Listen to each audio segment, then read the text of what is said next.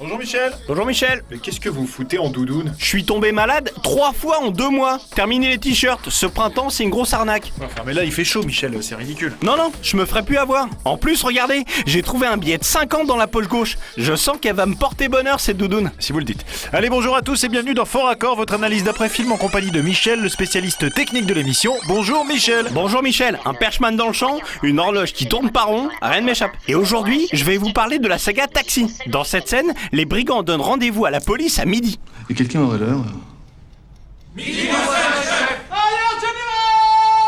Je sais pas par quel miracle ils arrivent à l'heure au rendez-vous, parce que si je rembobine 3 minutes, jusqu'au début de la scène, voilà, on s'aperçoit qu'il était déjà midi moins 5, en fait l'horloge n'avance pas de toute la scène.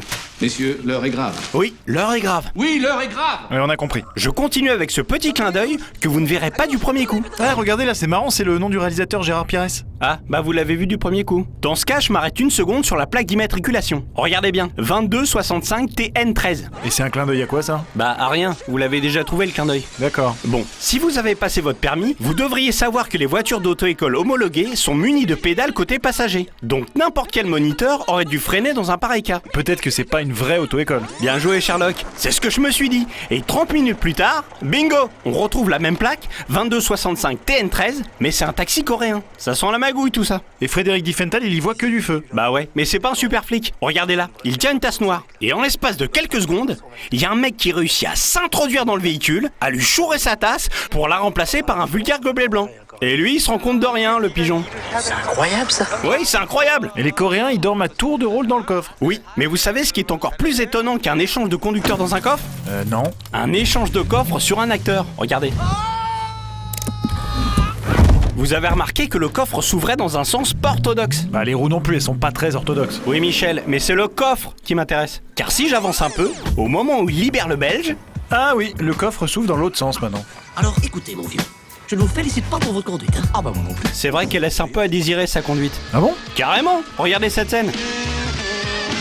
Bah c'est le concept du film, Michel. Le mec il grille tout le monde sur la route, c'est une sorte de pilote de la rue quoi. Justement, je le trouve pas très vigoureux le garçon. Bah vous êtes pas sérieux ou quoi? Bah si. Regardez bien cette petite voiture. Bon là, il la met à l'amende. Bah ouais. Sauf qu'elle en a sous le capot la petite. Parce que sur le plan d'après, elle est quand même repassée devant. Le mec s'est fait gratter par une Mini Cooper, c'est un peu la honte quand même. Ça va. Vous les Français, vous avez toujours une grande gueule comme ça. Et on n'en est pas peu fiers. Maintenant, je vous propose de zoomer un peu sur l'équipe technique. Et je commence par les cascadeurs. On est au début de Taxi 1. Les mecs font les kékés avec leur meule. Regardez ce saut périlleux. Ralenti. Bim! Il éclate son top case. Et alors? Bah je sais pas, c'est marrant. Trouvez pas ça marrant? Pas trop. Bon, passons aux décorateurs. Ils ont reconstitué l'entrée d'un commissariat. Bon, à mon avis, Michel, c'est vraiment une entrée de commissariat. Les décorateurs refont pas tout au cinéma. Dans ce cas, les flics se sont fait arnaquer parce que les murets et la barrière ne sont pas scellés au sol. Vous voyez? De chaque côté, ça se décolle. Moi, je pense que la production a rajouté ça pour pouvoir faire leur gag. Je vous la repasse une dernière fois à vitesse normale. Même pas un rêve, cousin. D'accord, mon bonhomme. Maintenant, regardez ce carambolage.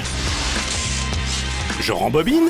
Vous voyez ce plan vu de l'intérieur de la voiture? Eh bien pour le faire, il faut mettre une caméra dans la voiture. Caméra qu'on peut voir ici. Je zoome un peu, elle est recouverte d'une couverture à carreaux et l'objectif dépasse un peu là. Au moins, ils ont essayé de la cacher. Mais Michel l'a trouvé. Vous êtes vraiment très fort. Je sais. Maintenant, regardez le conducteur du camion. Dans le reflet du pare-brise, on voit qu'il a été remplacé. Et ce serait pas Rémi Julienne? C'est qui ça? Bah Rémi Julienne, le célèbre cascadeur. Ah, je sais pas. Et à droite là, ce serait pas le cadreur? Ah, si, oui, on dirait, oui. Mais tirez pas la couverture à vous, Michel, c'est mon émission. Non, vous prenez ça trop à cœur, Michel. Non mais regardez-vous là, vous suez comme un veau. Mais non, c'est à cause de ma doudoune. Regardez, j'ai pas besoin de vous pour trouver des techniciens. Vous allez voir. Là, bim! Une perche ici, la caméra et le cadreur à côté. Une seconde équipe au complet. Ça vous embouche un coin, hein? Oui, mais vous voulez pas enlever votre doudoune là? Vous me faites vraiment de la peine. Hein. Ah, plutôt crever. Ouais, bah c'est pour bientôt, j'ai l'impression. Hein. Laissez-moi tranquille. Ah, Michel, regardez là. C'est quoi? Les Champs-Élysées. Non, mais ici.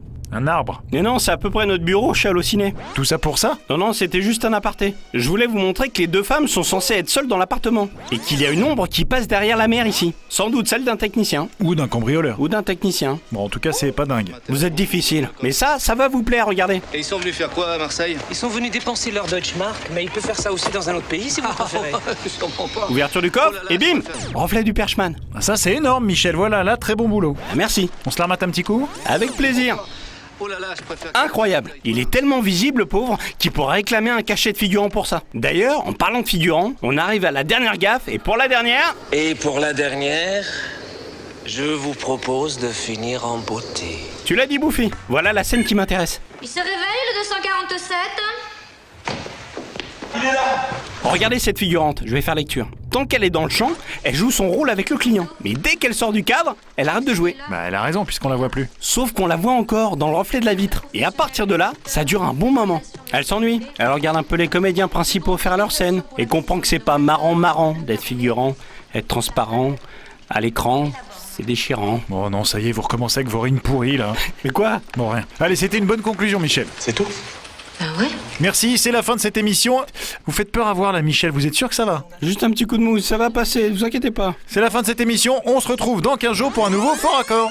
J'aurais du lourd, tu serais très lourd. Michel, ça va? Michel?